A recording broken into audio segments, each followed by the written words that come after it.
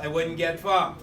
I started the workforce as a carpenter and was able to learn a trade as I began to pursue my bachelor's degree in business administration from St. Johnny Douglas College.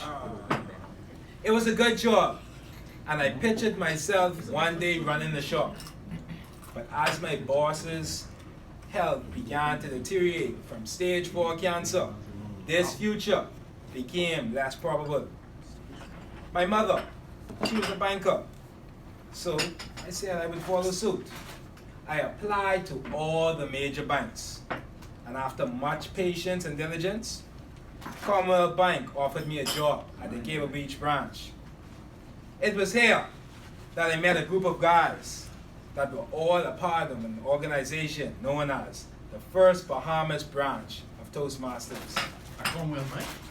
Seeing that the name doesn't exactly roll off the tongue, I stuck with the easier part of their name, Club 1600.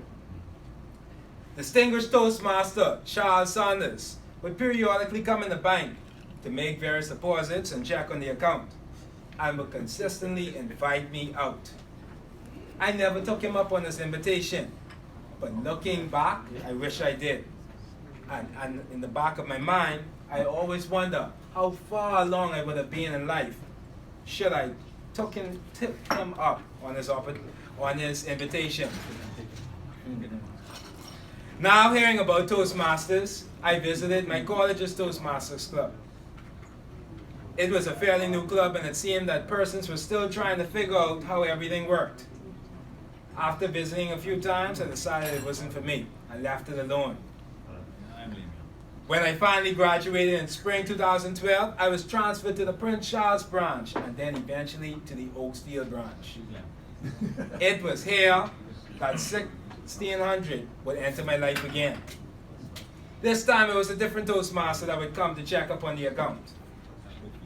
This was a Toastmaster you could not miss or forget, because every time he came in the branch, you would know he was there, regardless of where he was in the branch.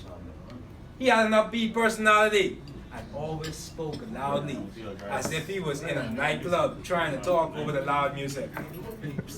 He looked at my name tag. "Hey Kenny, the name's Roshan Narona. How you doing? You should visit the club, man." I would always brush off his invitation until one day he asked me, when do I intend to come? Being put on the spot, I promised to visit before the end of summer 2014. And being a man of my word, this was a promise I planned to keep. In May 2014, tragedy hit my family. My grandmother, Emmeline Taylor, passed, and now came the funeral. At the funeral, there came a man I didn't recognize to bring remarks about my grandmother. He was introduced as Distinguished Toastmaster Anthony Longley. What? You got the picture? Know that. He spoke very fondly of her and told numerous stories of the past that I had never heard before. Impressed by his speech and also curious as to who this man was, I approached him after the funeral. I asked him if Toastmasters was indeed worth my time. It was then he simply said to me, "Young man, if you want to go places in life, join the program." Though the statement was brief, it was just the words I needed to hear. He's a pragmatic salesman for Toastmasters. Shortly after that, a lot of things started falling in place. That summer, the bank decided that it wanted to start its own Toastmasters club. I was there. They were electing new officers, and the guy next to me nudged me and said, "Hey, you look like a sergeant at arms."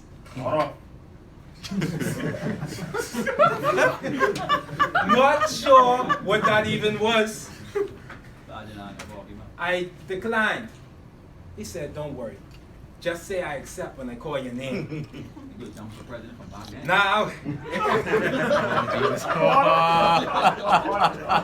and with a quick nomination and a quick acceptance, I became Sergeant at Arms. What? Now in the Toastmasters environment, Wine Club was always mentioned throughout the community. Again, Club 1600. My curiosity piqued, and I finally attended a meeting. I was impressed to meet a group of men that were on a productive path. Unsure as to where the path might lead exactly, I knew that this was where I needed to be. Soon enough, I was a member. The following year, I ran for president at the Banks Club and led the club to being president's distinguished for the first time ever.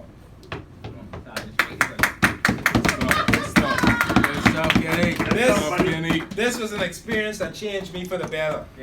Though hard to explain, I encourage each and every Toastmaster here tonight to step up for opportunities for communication or leadership. Indeed. It not only prepares you for the program, but it prepares you for life. You will never be ready, but I can guarantee you, when you take on the road, you will become ready. Looking back, my Toastmasters path hasn't always been a straightforward one, but I have made progress. Now tonight, I start a new path, pathways. Though it seems to some that I am moving backwards, I am excited to move forward in a new direction, to see where this new path will take me.